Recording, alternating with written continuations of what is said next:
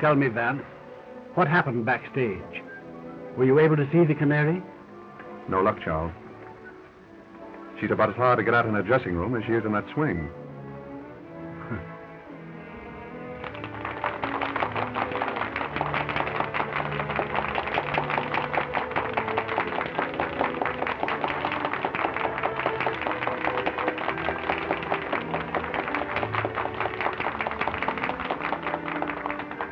If you want an idea of what I ran into back there, let me point out a few of her admirers.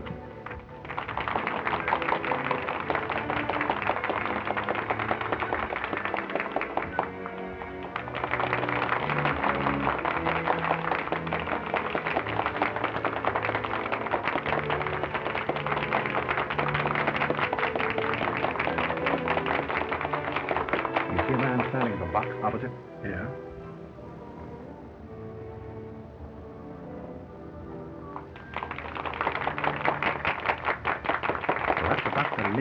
Oh. He was outside her dressing room just now, along with these other two. Mm. I understand that the Canary has a clause in all three of them. Are they rich? Oh, naturally. Well, then what does she want with my son? The allowance I give Jimmy is hardly tempting. Ah, my dear Charles, our little feathered friend in the swing there has social ambitions. She wants to be Mrs. Jimmy Spotswood. Impossible.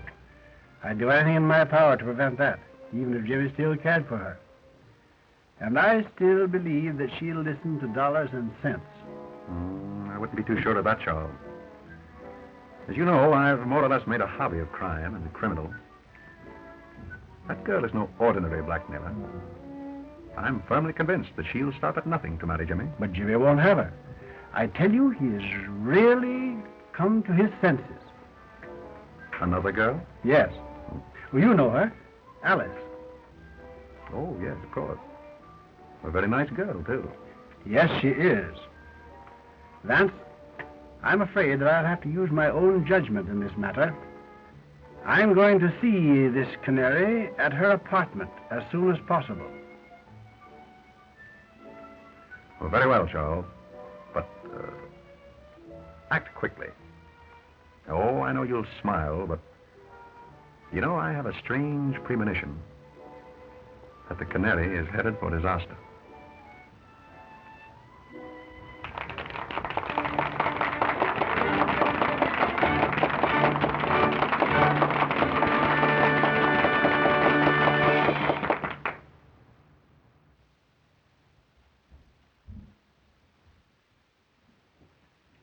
Evening, Mr. Spotswood.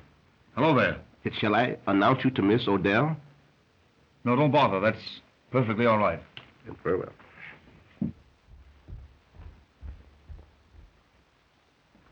Jimmy! Alice. Jimmy, you were going to see the Canary again. No, I wasn't, dear. In fact, I just started to put this note under her door to tell her so. Oh, Jimmy, I'm afraid of her. Oh, she's clever and cruel and unscrupulous. She'll hurt us again. I know she will. No, dear. She can't hurt us now.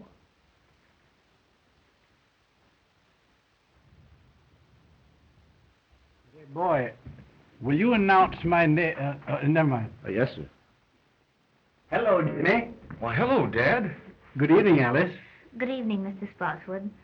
You know, I'm delighted that you and Jimmy have made it up again. Thank you. You know, I'm going to try to show you that all showgirls aren't like, well... Like the Canary, eh? Yes. Yes, I want to talk to her. Do you suppose she's home yet? I suppose so. No, Dad, you're a regular guy for helping me on this thing. You know, if the Canary ever came between Alice and me again, I don't know what I'd do. I don't know what I'd do. It's all right, Jimmy. I'll do everything I can. Shall I go along with you? No, I can handle this better alone. I'll send in my name now.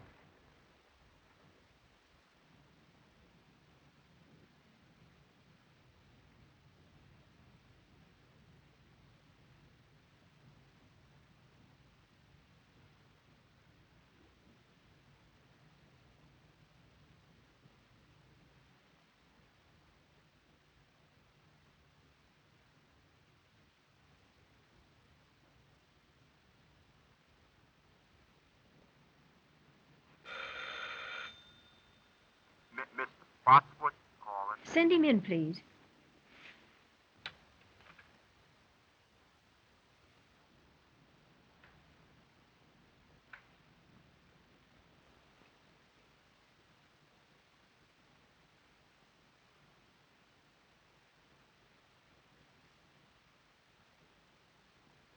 Good evening, Miss Odell. Good evening.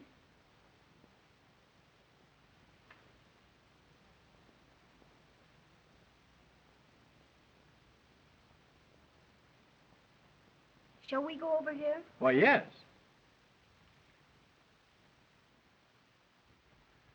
Will you sit down? Thank you. Well, I don't think we need waste any time, Miss Odell. You know why I am here. How much? Nothing doing, Mr. Spotswood. I've decided to marry Jimmy. I'm afraid that marriage is quite out of the question, Miss Odell. Oh, you're sure about that, are you? I'm positive. Well, how would you like me to tell the world about Jimmy's embezzling from your bank? What? You heard me. You know, Jimmy has a weakness for writing letters, and I have a weakness for using. If Jimmy did write you a letter, you'll tear it up. Now, before I leave here.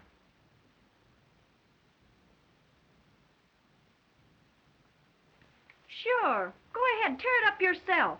My memory's still perfect.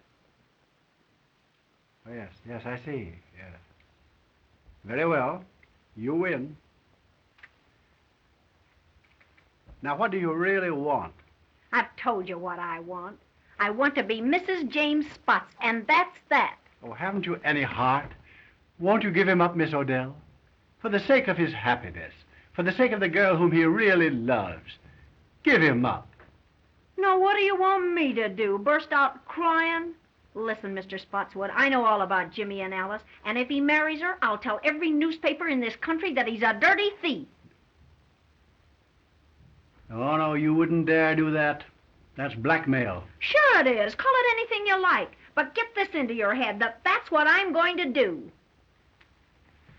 Well, that remains to be seen. Good night.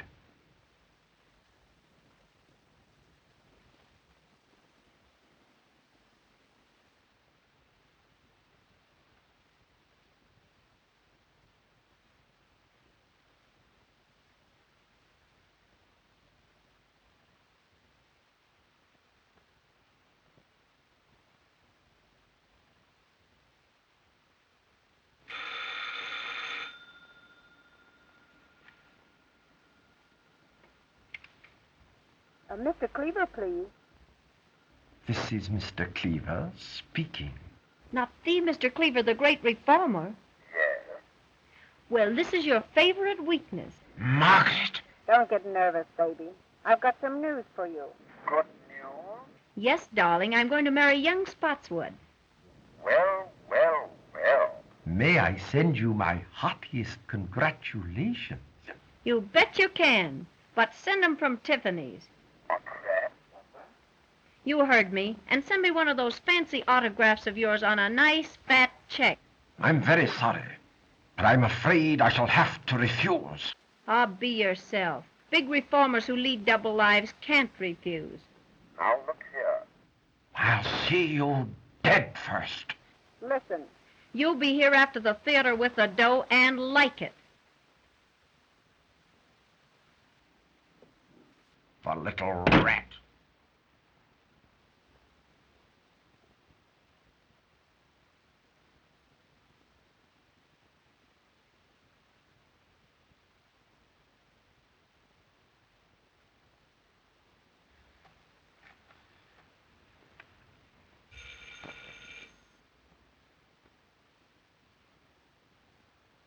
May I speak to Mr. Louis Mannix, please?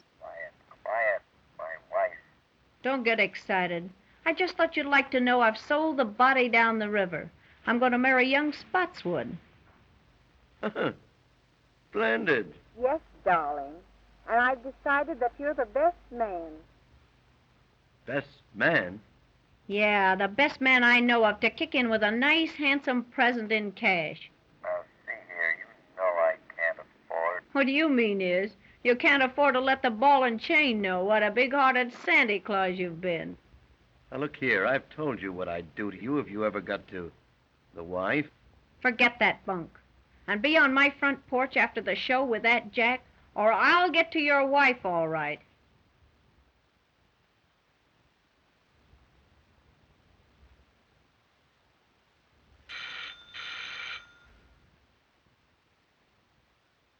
It's Dr. Lindquist speaking.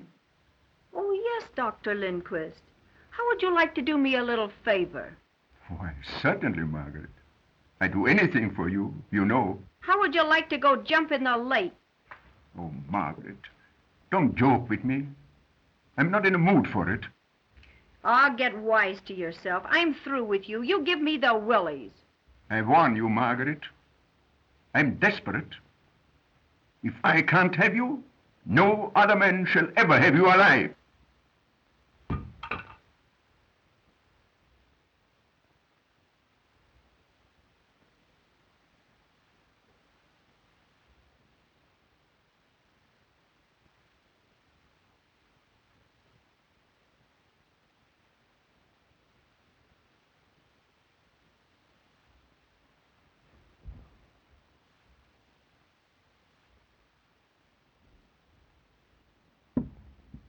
Tony, In person, baby. How's my little squaw? I thought you were still in jail. Well, I got tired of the big house, Mrs. Skeel, so I dropped in to see my little wife. I'm not your wife. How come? I divorced you 6 months ago. Yeah? Listen, baby. A little thing like a divorce don't mean anything to me. I heard you taking those suckers down over the phone. And I'm in and in on the works. 50-50. You big crook. You're not in on this one. Don't, you big heel. Say, I ought to bump you off. You're doing your swing for it. Yeah? Well, maybe it'd be worth it. Now get this. I'm in on this racket. I'll be back for my cut. Yeah? Try and get it.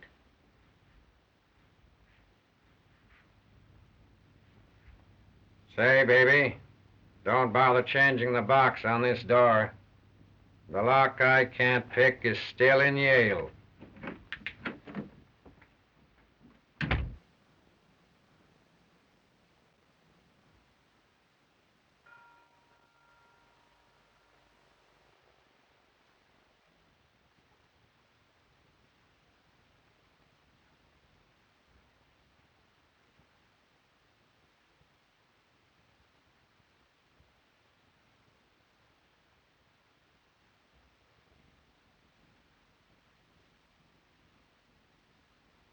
Miss Odell, may I see you for a few moments, please? It won't get you anything, but come ahead. Thank you.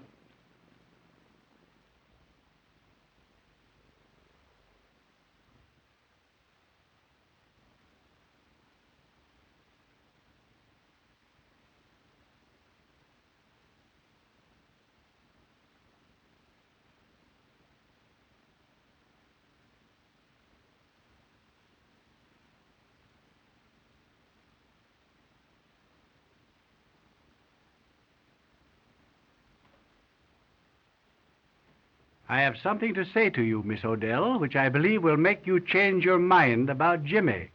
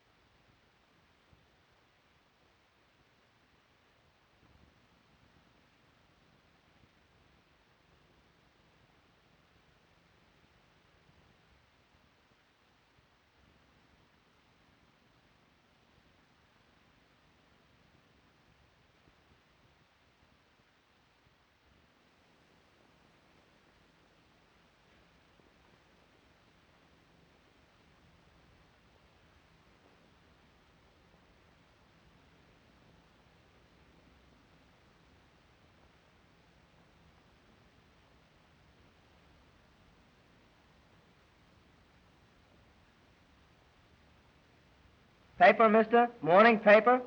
No. No. No.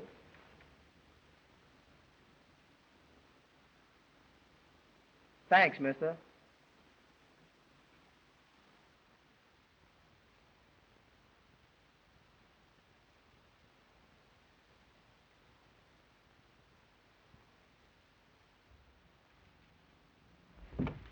Very well, Miss Odell. That suits me perfectly. Think it over tonight, and I'll come for your answer in the morning. Good night.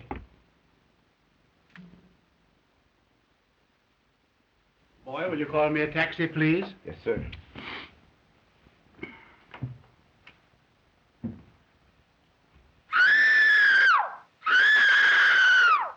Well, what's that? Miss Odell!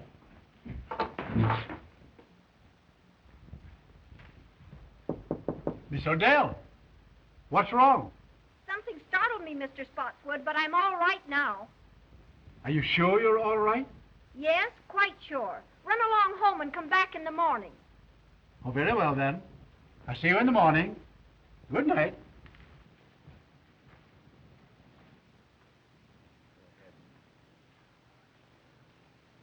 Stuyvesant Club. Yes, sir.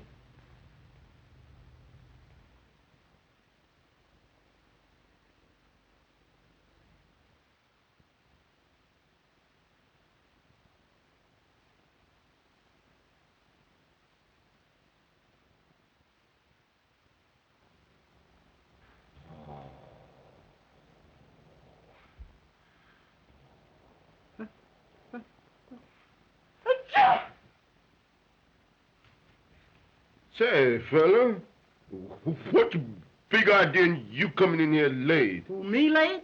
Yes, you late. I've been here for an hour. I don't want that stuff. Well, I've been here. I beg your pardon. Mr. Spotswood, calling on Miss Odell by appointment.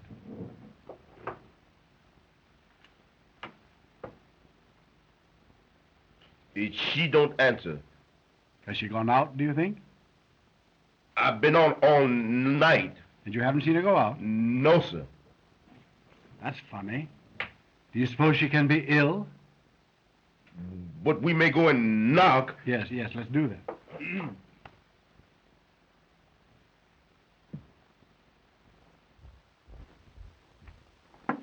Miss Odell. Miss Odell, are you ill? No. What's the matter? Something has happened. Go get your pass key. Yes.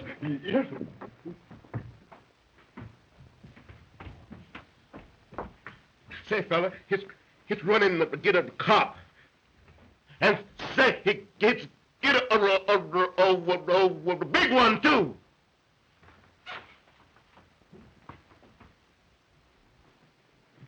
You better let me have that.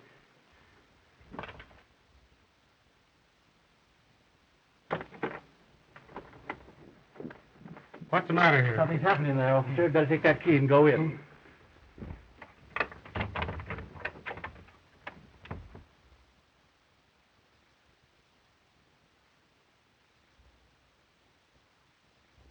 He's dead.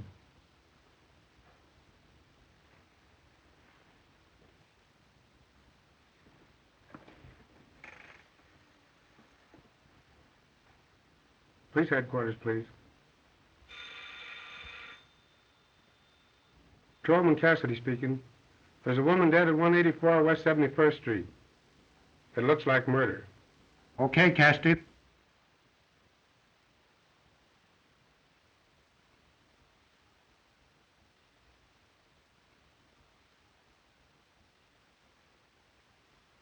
She's been dead since midnight, Sergeant.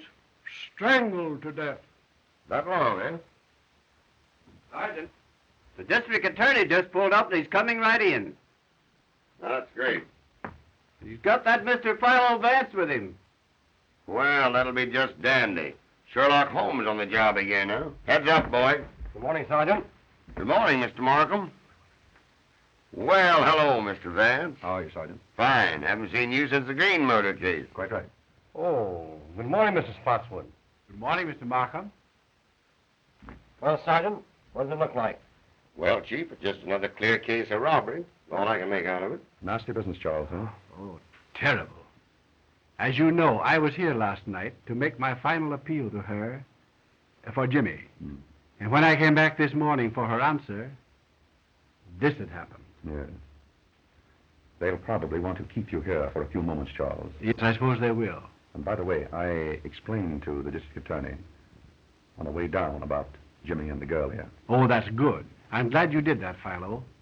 You know, if I can tell you anything that will help... Well, perhaps later, Charles. Meanwhile, I'll have a bit of a look about. I don't think there's anything worth you looking at, Mr. Vance. It's a clear case. Robbery. She put up a battle and they wrecked the joint. I see. As simple as that, eh? That's it. Well, just the same, Sergeant, if you don't mind, I think I'll have just one little look. Surely, Mr. Vance. Go right ahead. Make yourself perfectly at home. Thank you, Sergeant. Excuse me, Mr. Policeman. When do we sleep? Now, you get this, sonny boy. You'll go for a long sleep unless you button up that big trap of yours. Yes, sir. Sergeant, Yes, Chief? any fingerprints? Well, so far, no. I'll tell you this job was done by an expert. It's perfect. Yes, that's just the trouble. What's that? It's too perfect. Well, that's a little over my head, Mr. Vance. Just what do you mean by too perfect? Well, Sergeant, what usually happens when a heavy lamp like that is knocked off a table? Well, I don't know, but I'll bite. What does happen? It usually smashes, doesn't it? It might. Well, look at that one. Well, what about it? It was simply that that lamp was placed there to give the effect of a struggle. Maybe. Let me see, Sergeant. It does look a little obvious, doesn't it, Vance? I should say so. Hey, boy. What happened here last night after you heard Miss Odell scream and you and Mr. Spotswood ran down the hall to her door? Well, she said she was all right. And I called Mr. Spotswood a taxicab. And you got away with it? Yes, sir. That's right. What time was this? It's on the call sheet that I gave you. About... Never mind. I can read it. 12:10. Mr. Spotswood, where did you go last evening after you left here? I went directly to the Stuyvesant Club. That's right, Sergeant. I met Mr. Spotswood at the club shortly after 12. We played poker until almost daylight, I believe, wasn't it? It must have been. I know it was long after 4. Oh, yeah, you mentioned that coming down here, Vance. Right. And that'll be all for the present, Mr. Spotswood. Thank you, Markham. But if you do want me later on, Mr. Vance has my number. Quite right. Goodbye. Goodbye. Goodbye, Goodbye, Philo. Charles. I'll phone you. Go right ahead, boy. Suppose we look at some more. Joe.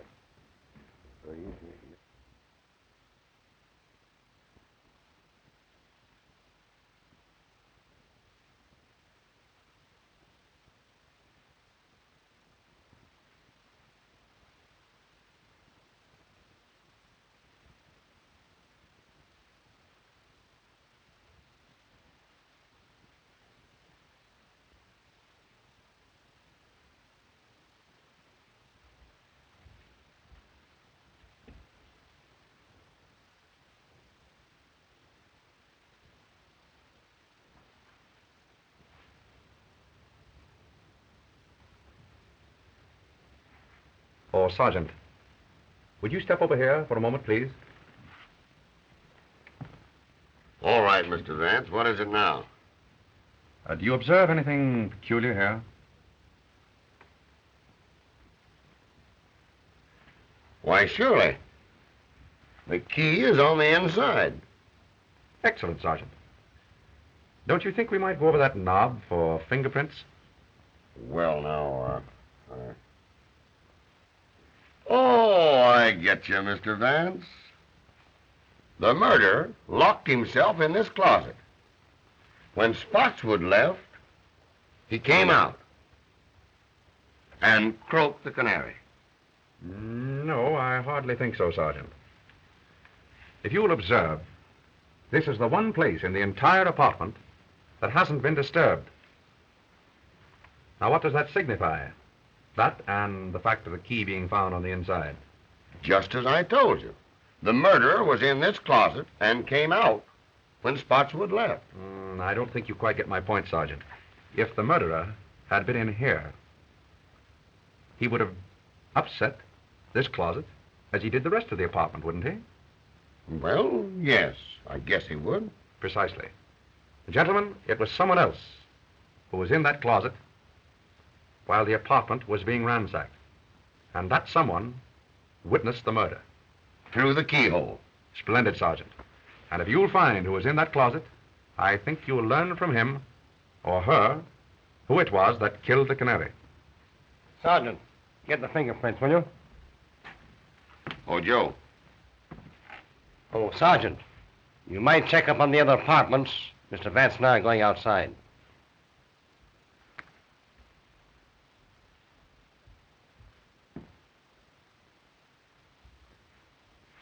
You, come here.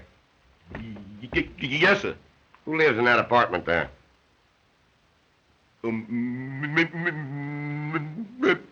Miss Alice LaForce. Isn't she the dame that had the battle with the canary the other night over young Spotswood? All right, all right.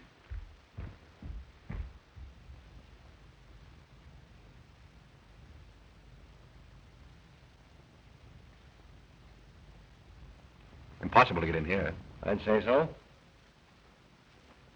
Well, what's this?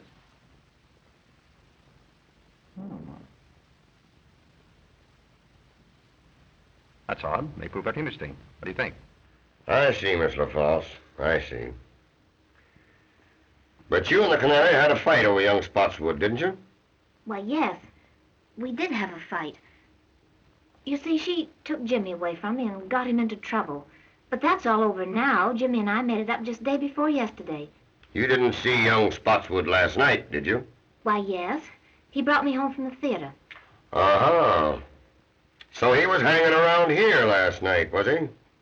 Yes, but he was with me until after 1 o'clock. Now, wait a and minute, then lady. Wait a minute. You save your alibis till we get you down to headquarters. Go slip on your things. Why, look, you don't think that... Put 'em on. Oh, Mr. Vance, I'm frightened. Well, now, don't you be worried, Alice. Just you do as the sergeant says. All right.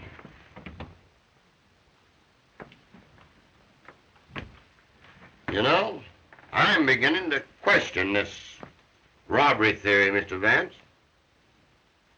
You and I were right. Oh, yes. Why, I can see plainly that this murder is all mixed up in a love pact. You know, Chief, I think we'd better round up this young Spotswood and give him the works. What do you say? Quite right, Sergeant.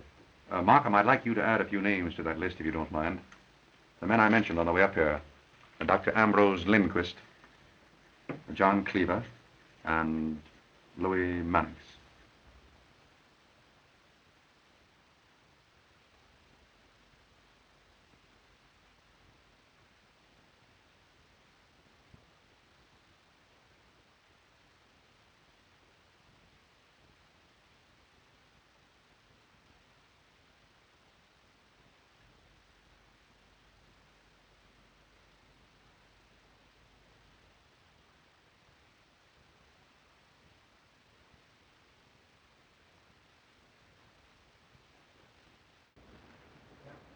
Well, young man, what do you know about what happened at the Canary's apartment last night?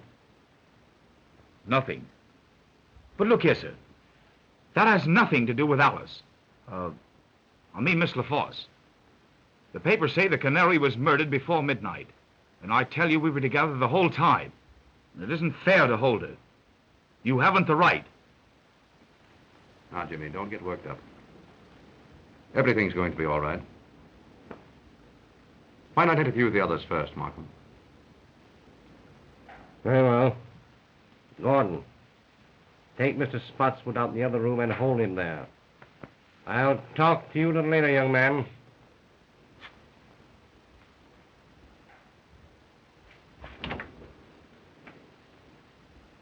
Theo. Well, who's next on the list? Mannix.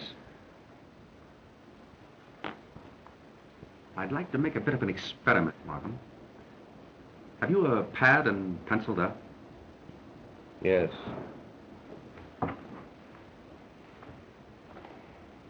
There you are. You have that newspaper handy? Yes, right here. All ready? All right. Good morning, Mr. Vance. Good morning. Mr. Markham. Good morning. Will you please take a seat? Thank you.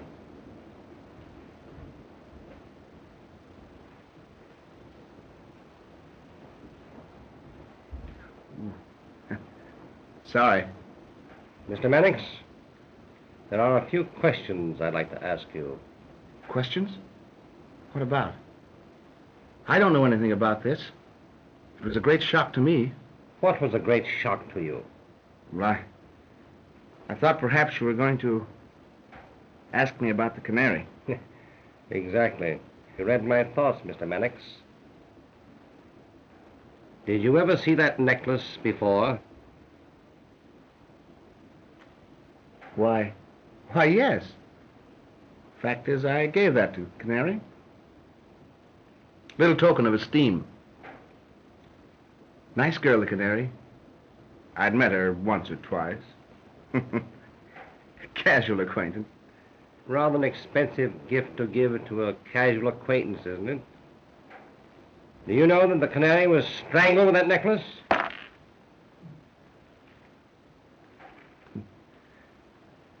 Most remarkable. Unfortunate, I should say. Where were you last night between 11 and 1 o'clock? Between 11 and 1? Yes. Let me see. Why, I was home. I went to bed about 10 o'clock. Tired out. You understand. Pardon me, Mr. Mannix.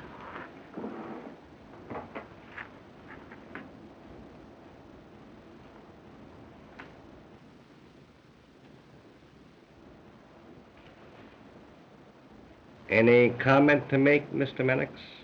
Odd habit of mine, drawing triangles.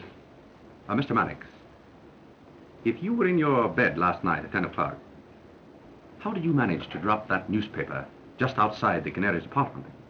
That edition isn't on the streets until 11.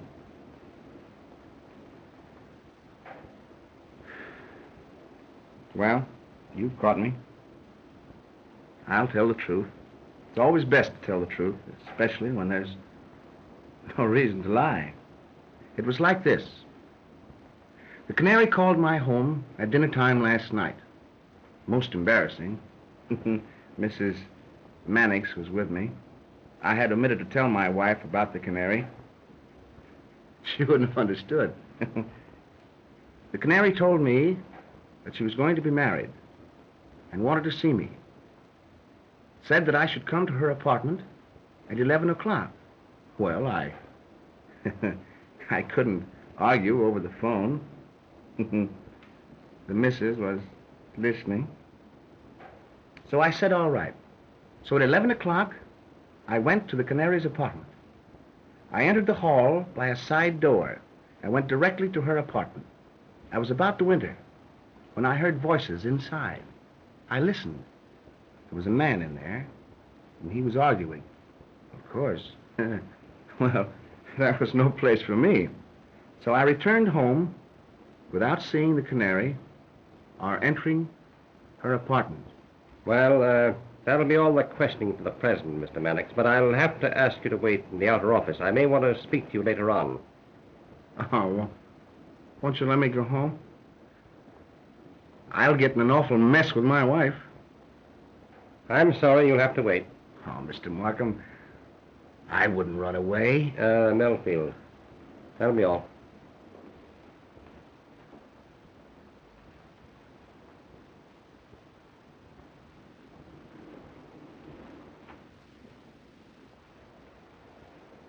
Mr. Markham, You gotta help me square this with my wife.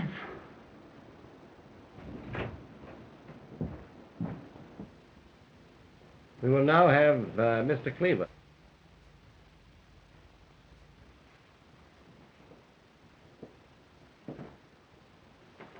Good morning, Mr. Cleaver. Good morning, Mr. Markham. Can I do anything for you? Will you please have a seat? Mind if I smoke a cigar? Oh, please do.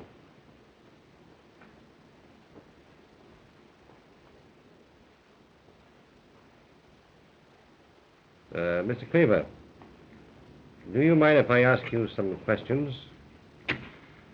Why, of course, if I can be of any help. Where were you last night between 11 and 1 o'clock? Motoring up the Hudson in the moonlight, alone. Though I don't see what that has to do with the district attorney's office. Well, only this, Mr. Cleaver.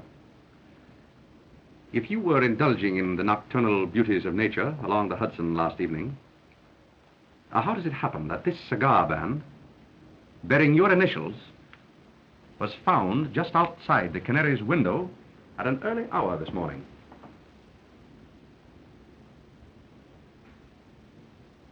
Well, if I was passing the Canary's apartment, you can't twist that into a crime. Oh, then you did pass her apartment. Why, yes, I've nothing to hide. It was about dinner time last night. The Canary phoned to me. Oh, of course, my acquaintance with her was wholly in my line as social reformer. I'd hoped that she was going to leave her immoral life and marry and settle down and be a good woman. And you kept the appointment? Yes. Yes and no. I was a little late. I arrived at her apartment about a 11:45 or thereabouts. I waited for a minute outside her window to light a cigar. Then I glanced down to the side entrance to the building. And who should I chance to see but Dr. Lindquist? He was behaving in a very peculiar manner. Seemed to me very queer, very mysterious. I didn't like it, so I made up my mind not to see the Canary again. And I turned, walked back home. Now, that's all I can tell you.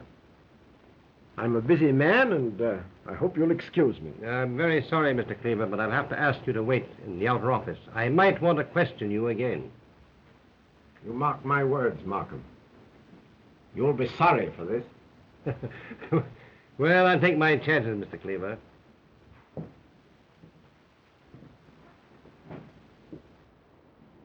Charming fellow, Cleaver. Yeah, rather. By the way, Vance, I didn't see you pick up this cigar band in front of the Canary's apartment this morning. I didn't. Where did you get it? From your wastebasket. Wastebasket? Cleaver dropped it there when he entered. I took a chance on his not remembering that. It seemed to work. Well, I'll be... Very good. Dr. Lindquist. Go. Come on, Doctor. Take your hand. Hey, Chief. We caught Dr. Lindquist just as he was leaving town. It's a lie. I was on the way to a patient. Won't you please sit down, Doctor? I'd like to ask you a few questions.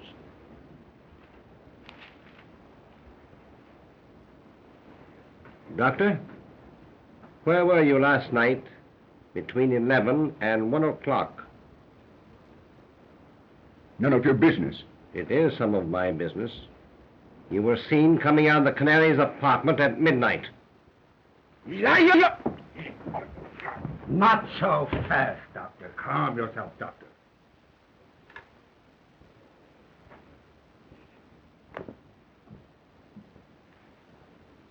I'm sorry. I lost my temper.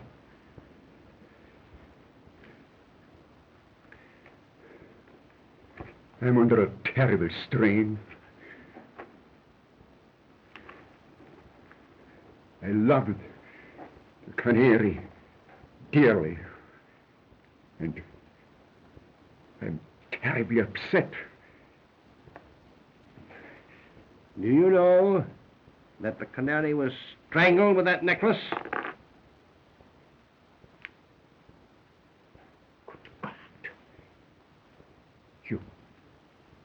You don't accuse me?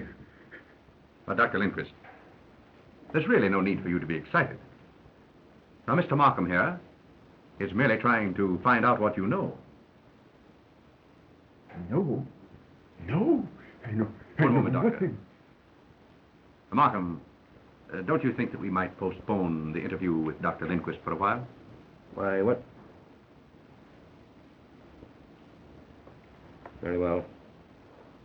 That'll be all for the present, Doctor. I'd like to have you remain in the outer office.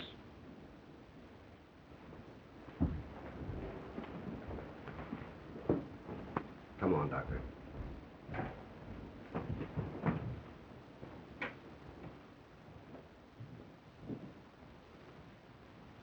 What was the idea, Vance? We had him where he was about to tell us everything. Well, on the contrary, Markham, in his present extremely excited condition, I very much doubt if he would have told us anything. I do think, however, that if we give him a chance to cool off a bit, he's very likely to tell us the truth. Well, perhaps you're right. Good morning, Sergeant. How are you, Sergeant? Good morning, Chief. Hello, Mr. Vance. Take a slant at those. There's the Canary's jewels.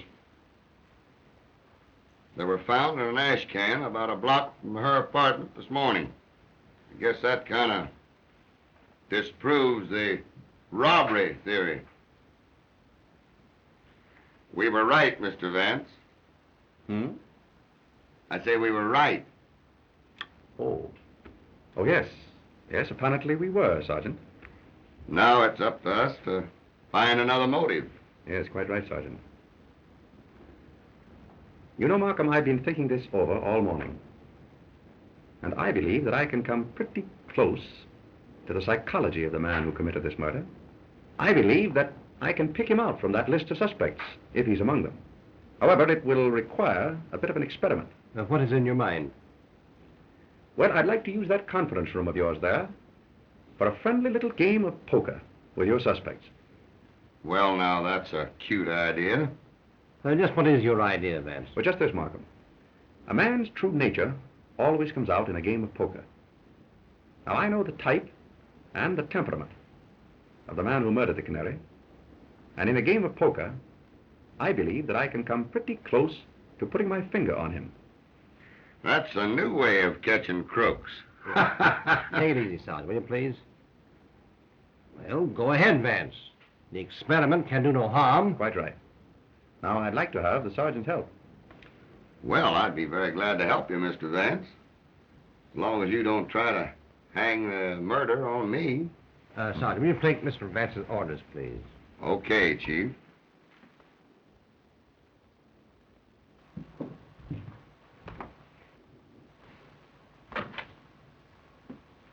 Will you get me a deck of cards and have some poker chips handy just outside there?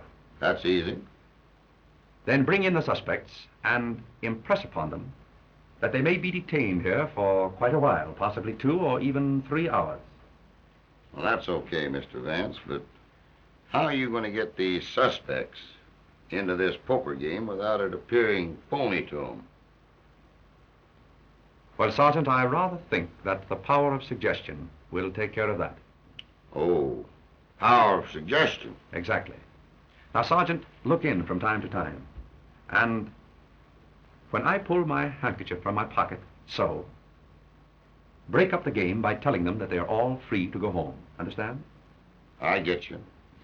But when you release them, I'll have my boys tail them. Very good, Sergeant. And Mr. Vance, here's to the power of suggestion.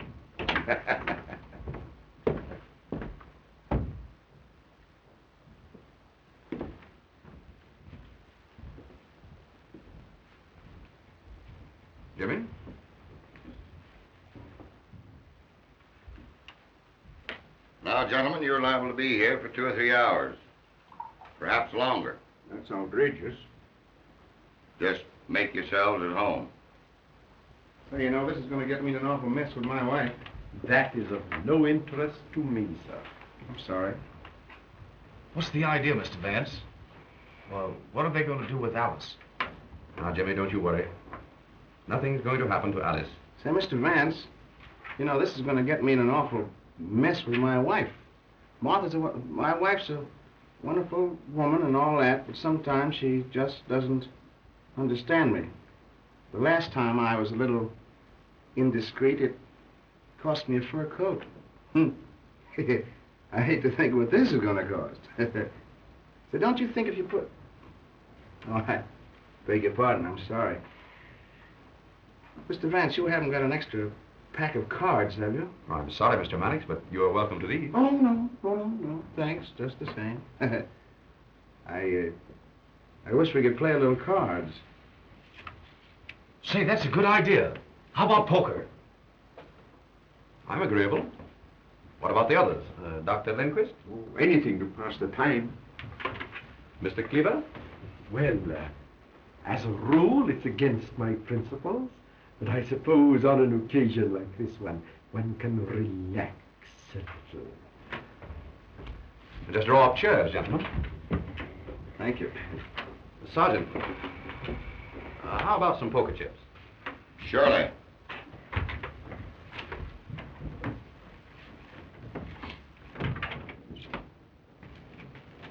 Chief. Yes? Mr. Spotswood is here. Have him in.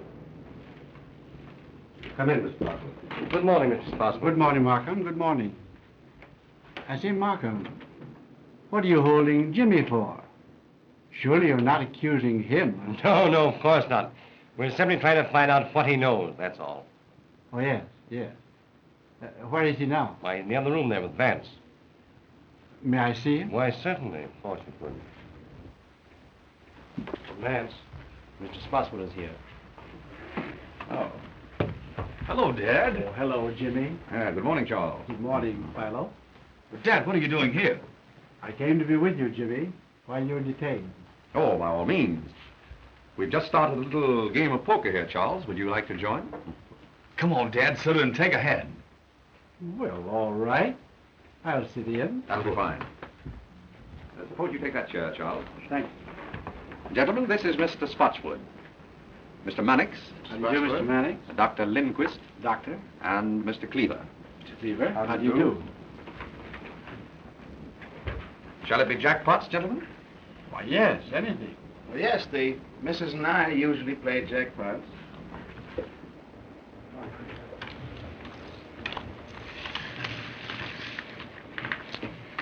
Cards?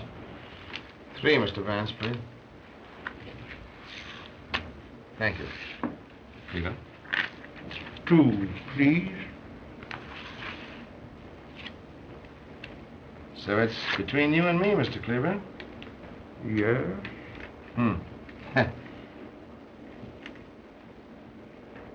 I'll bet a white one.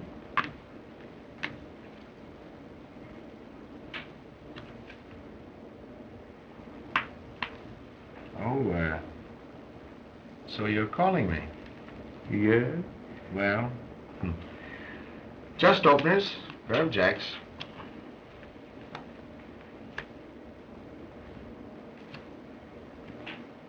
Three aces.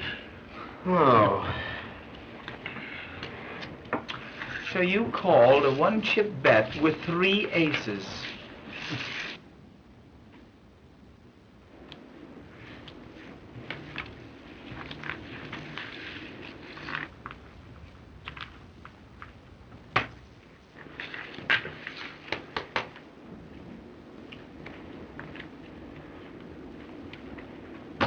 Open.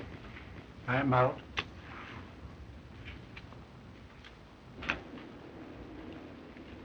Dealer passes. How many, Mr. Vance? 2 cards, please.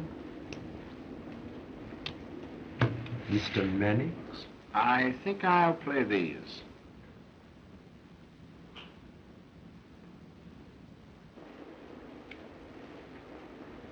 I'll check the bet to you, Mr. Mannix.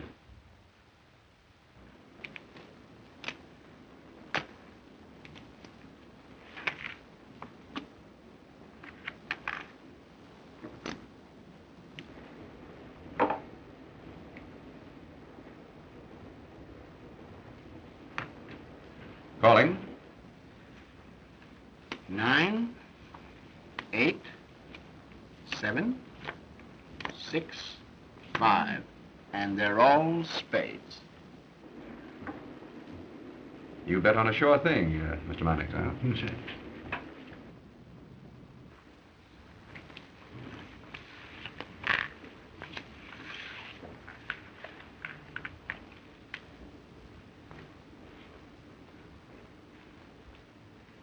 I open for 1. I'll stay. Oh, let's make it a little more interesting. 10 more. Well, that lets me out. I'm out. And me. I'll stay with you, Charles.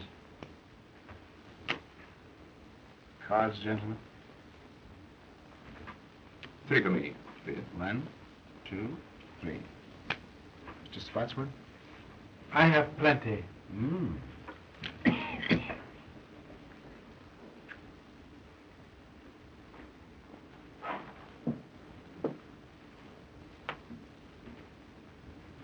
A white stack, Charles. 2 white stacks. Hey.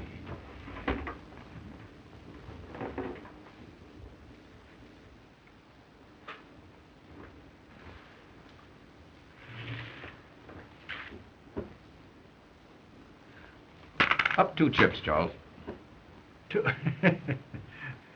Oh, you want me to do the betting, eh? All right.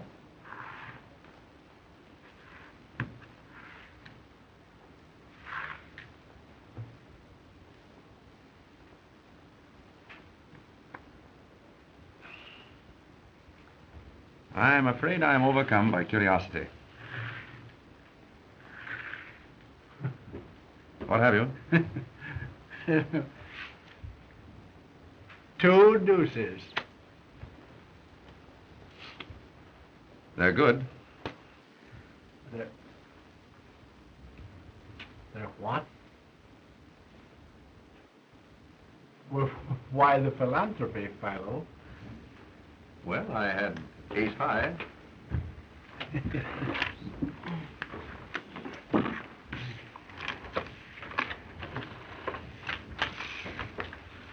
Pardon me, Mr. Vance. Could I speak to you a moment? Excuse me, please. You've traced the fingerprints down, and this is the bird that was in the closet and saw the canary murdered. Gentlemen, here is the man who was in the Canary's clothes closet and who witnessed her murder. Well, I shouldn't like to be the man he saw. Thank goodness he didn't see me through the keyhole. So that man witnessed a murder.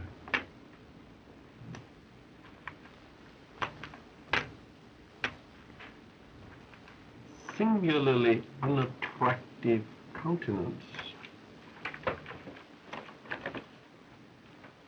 Well, if he knows, why doesn't he tell who did it?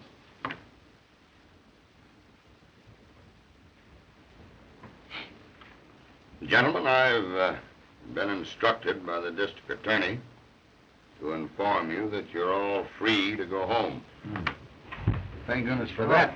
I wonder what the wife will say. Has anyone a fountain pen, please? There's mine. Oh, thank you, sir. Sorry.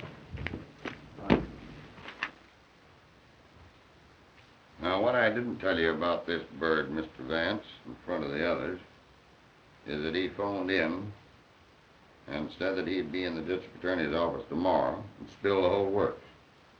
He says that he saw the guy that croaked the Canary, and he'll come in and tell us who it was.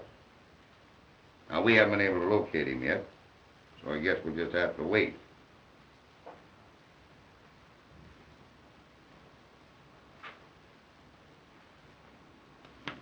Well, Sergeant, that takes the matter out of my hands.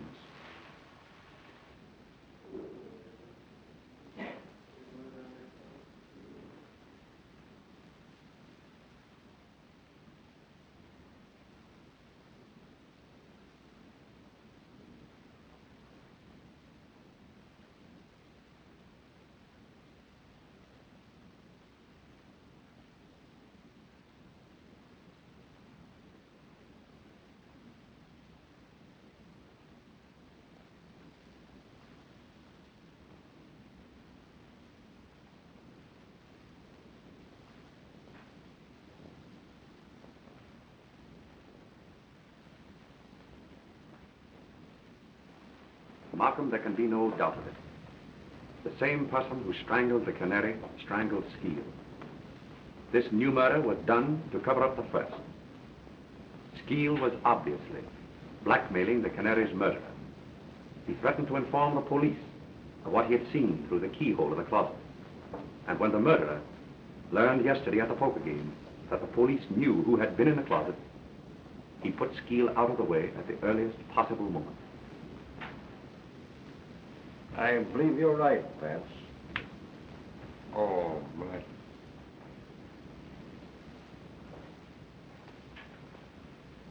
Did any of the suspects get away from your men last night? We never lost sight of Lindquist, Mannix, and the girl. But young Spotswood and Cleaver gave us the slip. That'll be all. Okay, Chief. Vance? That leaves Jimmy and Cleaver. Morning, Chief. Good morning, Heath. Boys. Hello, Mr. Vance. Good morning, Sergeant. Well, Chief, everything's okay. I've got the guilty man, and I've got him right. You've got him? I hope to tell you I have. Where is he? All right, Mac. Bring him in. Mr. Vance, Jimmy. this fool arrested me this morning at breakfast for the murder. Why, it's just like shooting fish in a tub, Chief. I've got all the dope, and I've got it down pat. Motive and everything. Now, this Dame Alice croaked the Canary, jealous because she'd stolen her fellow. The kid here bumped Skeel off to shut his mouth and to protect the dame. It's a lie. That isn't all, Chief. I've got the evidence. And it's not psychology, Mr. Vance. Mr. Vance, he lies. He hasn't any evidence he couldn't have. Just a minute, Jimmy. Sergeant, what is your theory? Well, I don't go on theory. I use cold facts, Mr. Vance. Now, you wait a minute. Did you ever see that pen? Yes. It's mine. You bet your life it's yours. Take a look at that pen, Mr. Vance. Chief? Well? Now listen to this. This morning I found that pen on the floor there by the table where Skeel was murdered. And the kid here admits that it's his.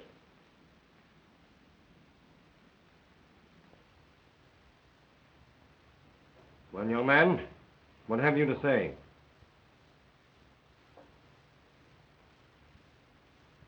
Yes, I killed them. Both of them. I guess that does it, Chief. We've got him in a sack. Now, this Dame Alice... Wait a minute. You've got what you wanted. Now, take me out.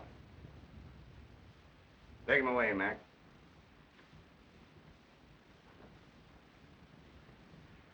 Well, I'll see you later at the office, Chief. All right, Heath.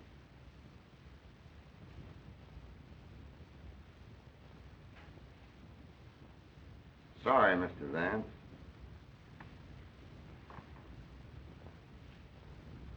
Well, Vance, I guess that closed the case. No, Markham, it doesn't. What do you mean? I mean that the boy is not guilty. Well, that's nonsense. Not nonsense, Markham.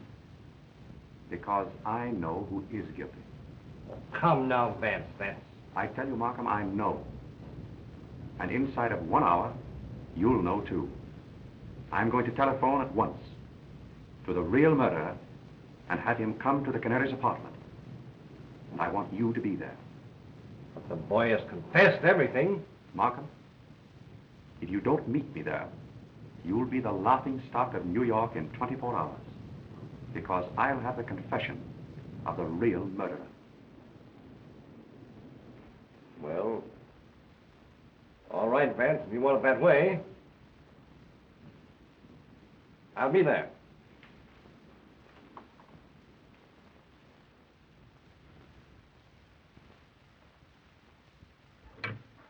Number 3. Bayview 2121. Bayview 2121. Yes, please.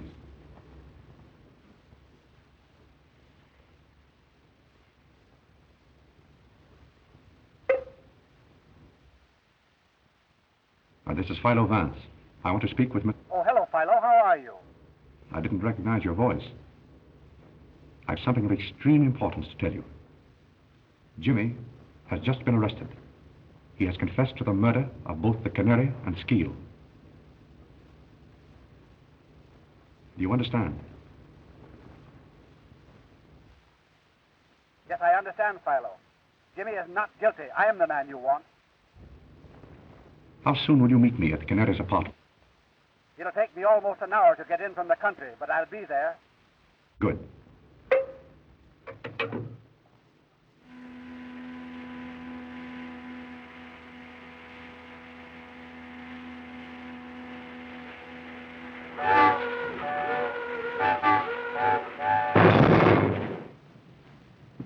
It's been over an hour now, Vance. Now, don't be impatient, Markham. He'll be here.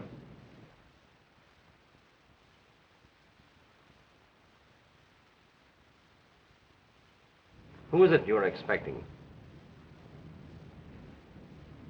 You wouldn't believe me if I told you. And I must admit that without his confession, I haven't a shred of real proof to offer you.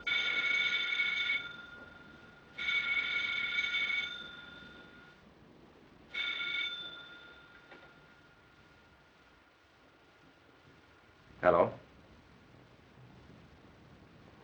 Yes? This is Mr. Vance speaking.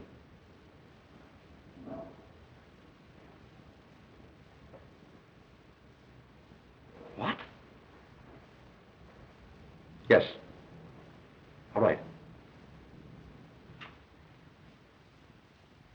What is it, Vance? Spotswood has just been killed in a motor accident. Spotswood killed?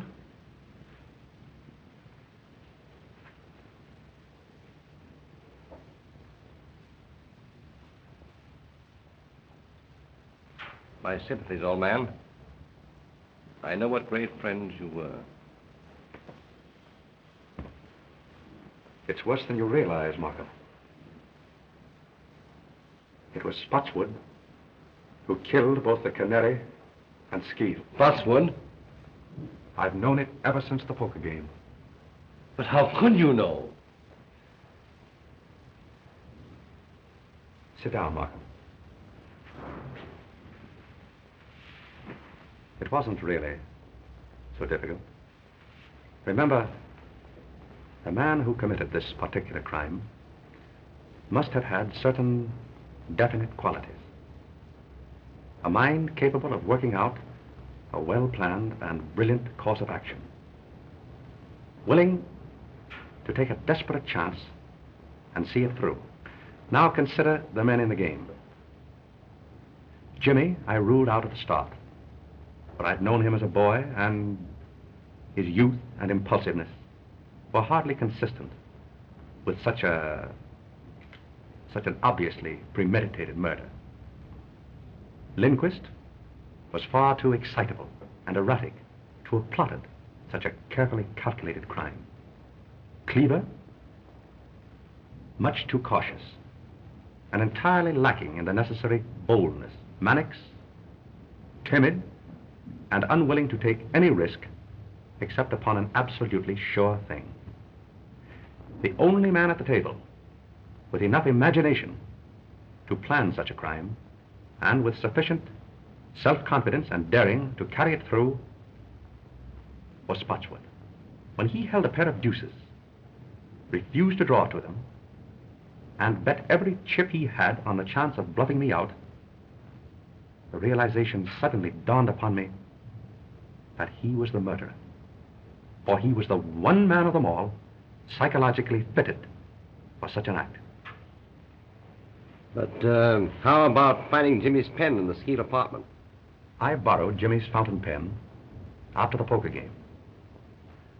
My hypothesis is that in the confusion, Spotswood put the pen into his own pocket, and that Jimmy saw him do it.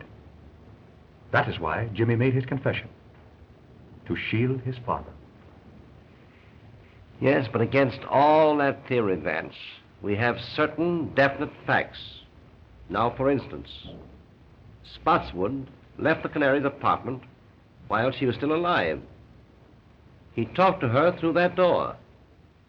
The hall boy, looking through the keyhole, saw the Canary lying on this sofa smoking a cigarette. Spotswood then went away and spent the rest of the evening with you. True. And yet I know he committed the murder.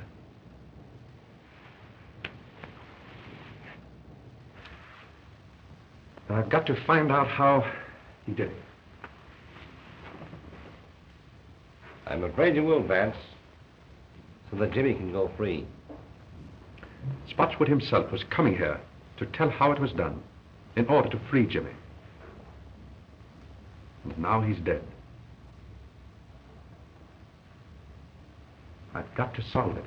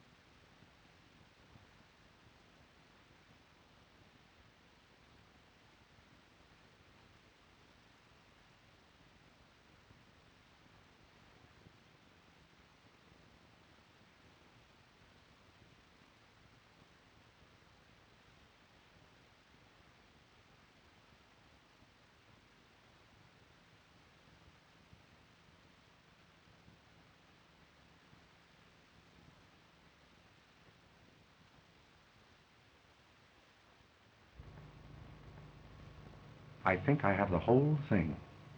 Now follow me closely. The Canary was lying there.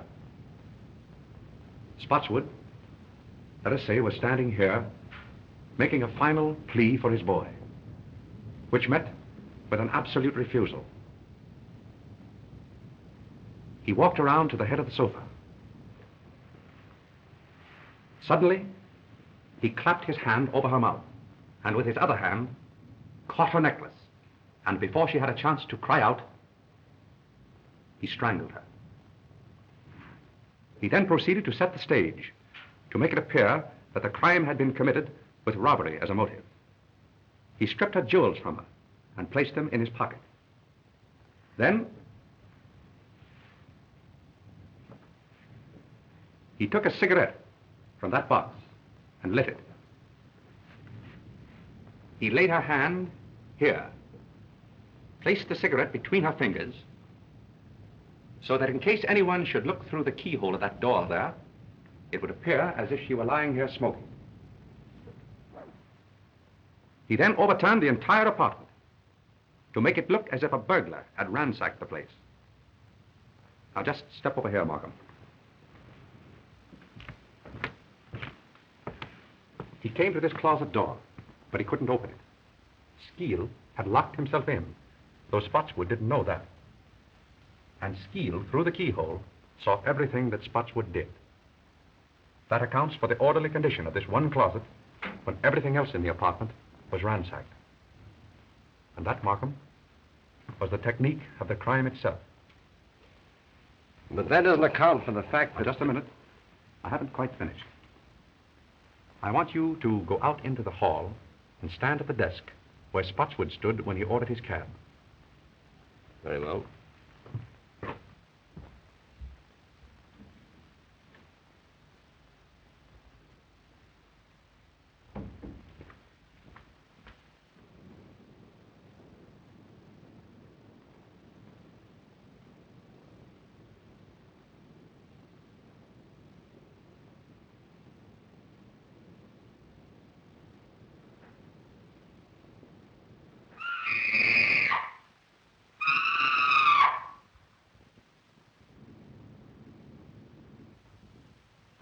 Startled me, Mrs. Spotswood.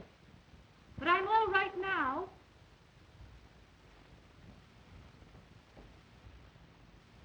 Yes, quite sure. Run along home and come back in the morning.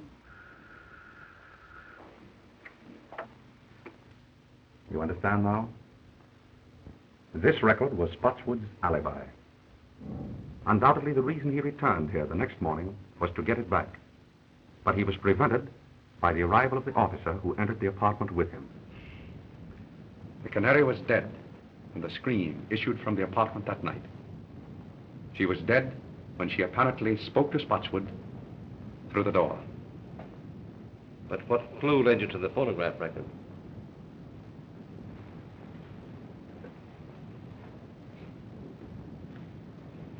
It was this magazine.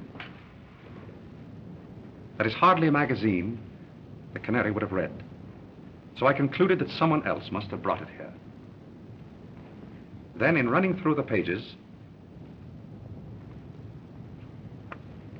I happened to notice this. Look closely. You see it? Why, yes, the imprint of a large circle. And on the opposite page? And the same thing. Precisely. As if a disc had been pressed between the two pages. That brought to my mind the thought of a phonograph record. And suddenly, the whole plot became clear to me. It was the only way that Spotswood could have committed the murder and have produced a voice in the apartment after the Canary's death. But I can't understand how he could have reproduced the Canary's voice. It wasn't the Canary's voice, Markham. Spotswood made that record himself. Probably it was his own voice, in falsetto. And remember, it was only necessary to fool the houseboy and through a closed door. Yes. I can see it all now. He played the game shrewdly and boldly. It was Jimmy's whole life's happiness that was at stake. And Spotswood risked his own life for his boy.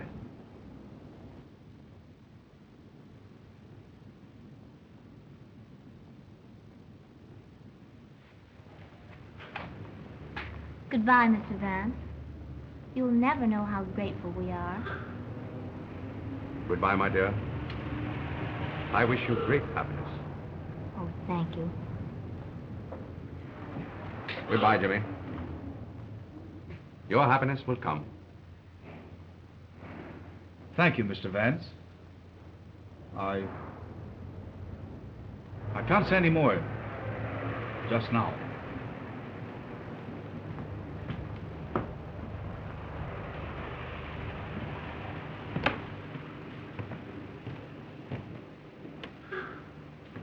Well, Mr. Vance? Well, Sergeant. I guess we put it over again. Right you are, Sergeant. Many thanks. Well, I'll be seeing you later. Goodbye. Goodbye, Sergeant.